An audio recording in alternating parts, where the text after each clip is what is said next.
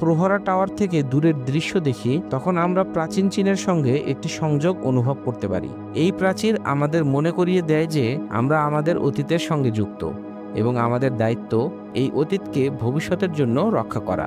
চীনের মহাপ্রাচীরের গল্প আমাদের শুধু একটি দেয়ালের কথা বলে না, এটি আমাদের মানুষের ইতিহাস, সংগ্রাম এবং সাফল্যের গল্প শোনায়। এটি আমাদের শেখায় যে আমরা যদি একত্রে কাজ করি তাহলে আমরা অসম্ভবকেও সম্ভব করতে পারি। এই প্রাচীর চীনের একটি গর্ব এবং এটি পৃথিবীর সকল মানুষের জন্য একটি অনুপ্রেরণা।